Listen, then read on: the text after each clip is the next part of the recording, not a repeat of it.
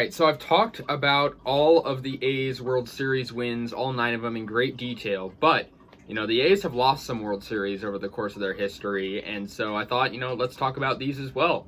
The A's first World Series loss was in the year 1905, so a long time ago, and it's interesting because in the year 1902, the A's actually won the American League, but the World Series did not exist yet, and it didn't actually exist until 1 year later. So 1903 was the first World Series, and 1904 there was no World Series. So technically the A's played in the second ever World Series, which was in 1905. And funny enough, they actually played the New York Giants. Of course they played the Giants a couple times in the World Series. Philadelphia Athletics lost this World Series in 5 games. They lost 4-1, and they only won one game, of course, which was game 2. But let's get into this one.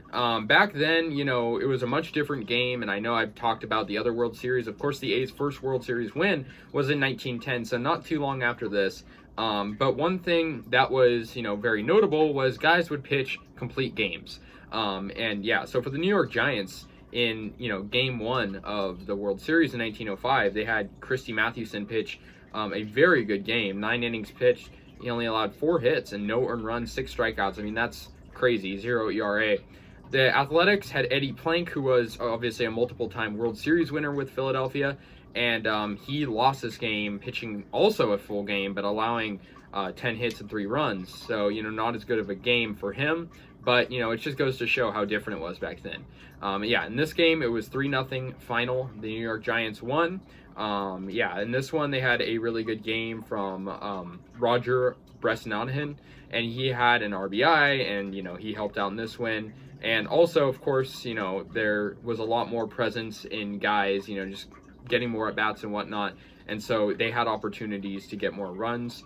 And so, it was a 3-0 final score. Now, the Athletics tied up the series in Game 2 with their only individual win in this series. They won Game 2 at the Polo Grounds, which was, of course, that very unique and strange stadium in New York.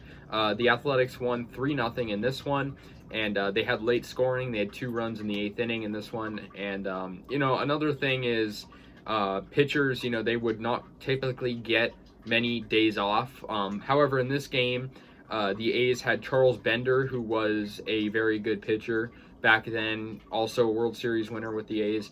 And so he pitched 9 full innings, but he didn't allow any runs, and he had 9 strikeouts, that's crazy. That's 3 innings of strikeouts. And he had 3 walks. For the Giants, they had 2 pitchers in this game, but their majority pitcher was Joe McGinney, and he had 8 innings pitched. And for the Athletics, of course, won this game. Just pretty good hitting. They didn't get that many hits in this one. They had 6 hits, and it got them the 3-0 victory, and it was their only victory, unfortunately, for them in this series.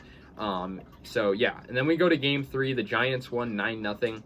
And I forgot to mention, the managers were John McGraw for the New York Giants. He was actually a player and manager at one point. And the A's had Connie Mack, of course. The Giants had a very good season. Of course, this past 2021 season, they had their best season ever with 107 wins. And this season, 1905, they had 105 wins. So very, very good season for them in this one. A very, notable one in their history. And the Hall of Famers in this series, so the Giants, they had John McGraw, of course. Christy Mathewson was one, and Joe McGinney was one, as well as Roger, the guy I mentioned earlier, Bresnahan. And then, so for the A's, they had Connie Mack as a Hall of Famer, Chief Bender, or Charles Bender, his nickname was, Eddie Plank, he was also a Hall of Famer as well. So those 2 pitchers I just mentioned that pitched games 1 and 2 were very, very good, and they had Hall of Fame careers. The third game was very bad for the Athletics. They lost 9-0. And Christy Mathewson, like I said, the Hall of Famer, World Series champ, he pitched a very good game, and he went en route to his second win in the series just through 3 games, which was very good for him. He pitched 9 full innings with 8 strikeouts.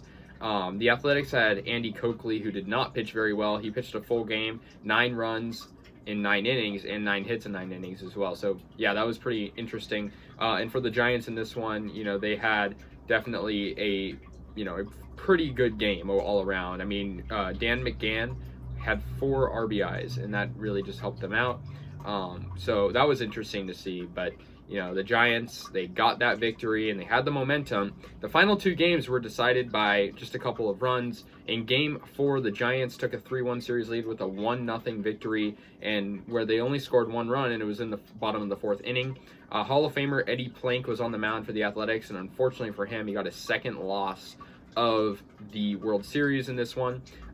You know, despite playing pretty well, 8 innings pitched, and he had, you know, 6 strikeouts and 1 earned run. Actually, no earned runs. He had 1 run allowed.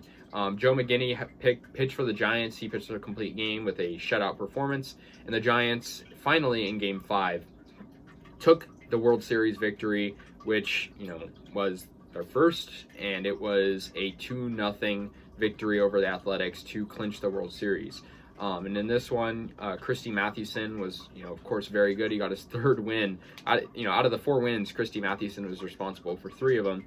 Charles Bender got the loss for the Athletics. It was 2-0. Pretty evenly matched game. Bender, you know, of course, he pitched not super bad, but he allowed those 2 runs. And Christy Mathewson, he was absolutely incredible. He had a 0 ERA in the World Series, and he also had 3 out of the 4 wins, which was incredible. So, you know, the Athletics, you know, they lost. This was, you know, their first World Series loss. It was actually their first World Series appearance, of course, being that, you know, 1902, they technically won the American League, but I don't really count it in my books, and the history books don't really count it because the World Series didn't exist yet. And I guess technically, like, just a little bit of history, there was the World Series in the 1890s, but there was no World Series after 1892 until 1903. So that's just an interesting fact, but 1905 went to the Giants, and it's funny because the A's have played the Giants in different cities in different World Series, which is kind of funny to see that. But, you know, that's going to do it. And, yeah, so the A's, you know, they wouldn't lose. I'm, of course, going to go through all the losses. They wouldn't lose another World Series until 1914. And they only have technically 5 World Series losses in their history. So, yeah, that'll do it. Let me know your thoughts. I'll see you guys later. And, yeah, go A's.